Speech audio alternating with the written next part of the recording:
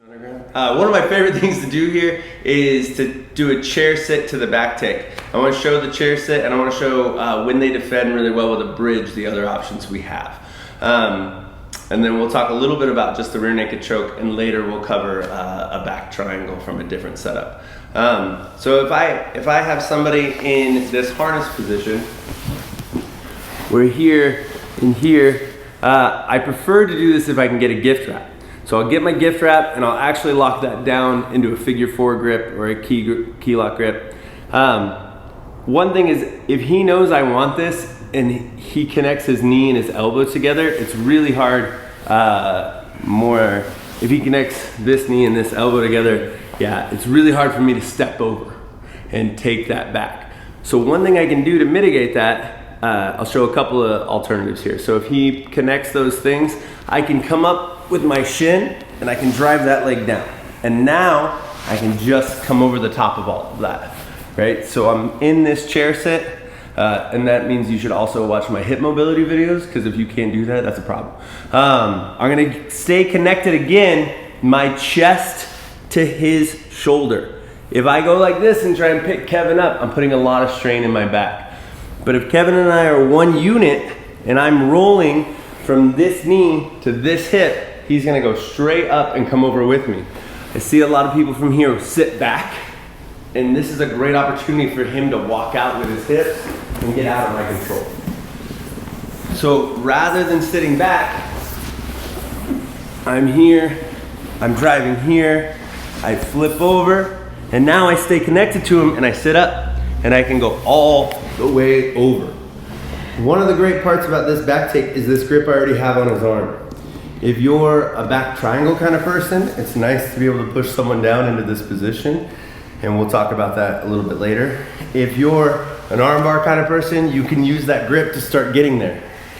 You can also pull this arm out, and now there's a lot of tension here, and as I let go of this arm, my other arm sneaks through, okay?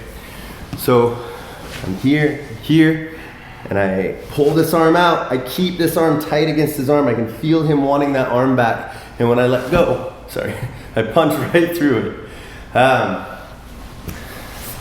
Let's show that with another entry variation, and then I'll talk about some details on the rear naked choke. So we have this grip.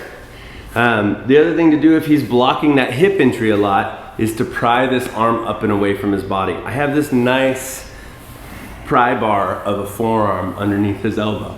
So I'm gonna drive him up, and that's gonna create space for my knee to come in and over. And now I'm up nice and high on his ribs, putting some pressure on. I connect my chest to his shoulder. Sometimes I'll rock forward to get him off balance. I'm pushing off of this foot to drive this direction. I got a nice body lock down here, and I'm able to pull this arm across his face, and I let go and shoot under. Now, in my dream world, I get to connect my hands behind his head to head, elbows go together, and then I curl down and through his chest to finish that choke. That is a great, perfect, bloody rear naked choke. But things do not always work out perfectly. A lot of times I don't get elbow all the way to his Adam's apple, and I end up with a forearm kind of on his neck.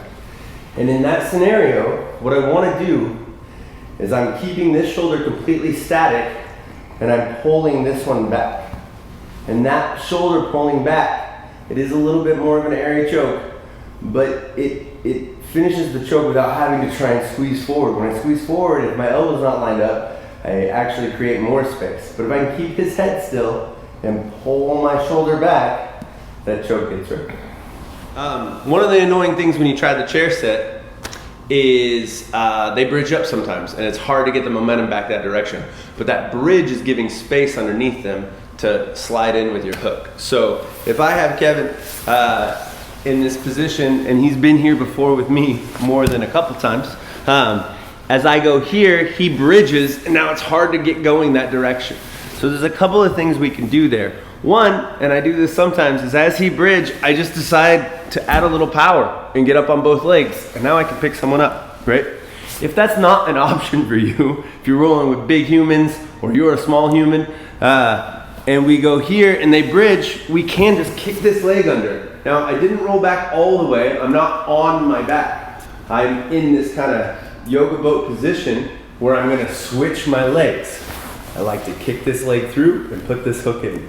This reverse hook keeps them from coming back to me and gives me time to settle this hook in. So let's look at that one more time. So I'm here and here. I get my step over, I start going and he bridges up. I'm gonna sit down and drive my leg through. Now this, if I don't put this reverse hook in, Kevin can keep walking over this hook pretty easily, right? It's not that hard, it's a really shallow hook. But as I come from here to this reverse hook, I can pick him up and that deepens this hook on this side. So it's a lot easier to start playing. I can lock my feet behind him now. I can try again for my second hook if you're caring about points or something like that. But this reverse hook just drops him into that hole.